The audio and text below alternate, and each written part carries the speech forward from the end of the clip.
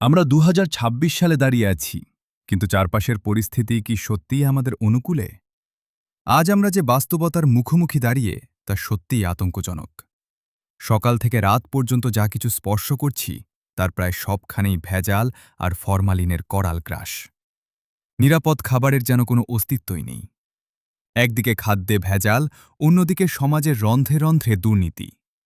এই দুর্নীতি আমাদের জীবনের মান উন্নয়নের বদলে জীবনকে করে তুলছে আরও বেশি জটিল। কিন্তু আমাদের মাথা ব্যথা কি এসব নিয়ে? না, আমাদের চিন্তা শুধু নিজেদের নিয়ে। কিন্তু একবার ভেবে দেখেছেন কি, আমরা যারা আজ বেঁচে আছি তাদের পরের প্রজন্ম বা আমাদের সন্তানরা কি খাবে? তারা কি এই ভেজাল আর বিষাক্ত পরিবেশে আদৌ বড় হতে পারবে? পরিসংখ্যান কি আমাদের আশার কথা শোনাচ্ছে? একসময় মানুষের গড় আয়ু ছিল প্রায় ১০০ বছর। ২০১০ সালের দিকে তা নেমে এলো ৮০-তে, ২০২০ সালে ৬০-এ। আর ২০৩০ সালের পরিস্থিতি কি হবে? বিজ্ঞান হয়তো চিকিৎসা বিজ্ঞানের উন্নতি করছে, কিন্তু আমাদের বেঁচে থাকার রসদ, অর্থাৎ বিশুদ্ধ বাতাস, পানি আর খাবার তো আমরা নিজেই ধ্বংস করছি। আমরা না হয় কোনো মতে টিকে আছি, কিন্তু আমাদের ভবিষ্যৎ প্রজন্ম কি ৪০ বছরও বাঁচতে পারবে?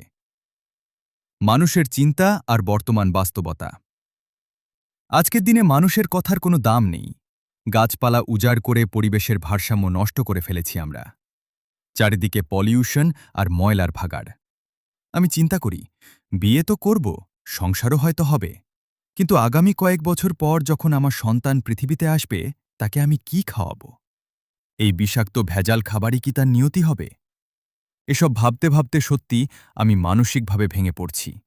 ডিপ্রেশন যেন ঘিরে ধরছে। আমরা কি সত্যিই নিজেদের ধ্বংসের দিকেই এগিয়ে যাচ্ছি? আপনারা যারা আমার লেখাটি পড়ছেন, আপনাদের কি মনে হয়? আমাদের এই পরিস্থিতির পরিবর্তন কি সম্ভব? নাকি আমরা কেবল ভাগ্যের ওপর ভরসা করে বিষ খেয়েই টিকে থাকব? আপনাদের মতামত বা আইডিয়াগুলো শেয়ার করলে হয়তো কিছুটা শান্তি পেতাম।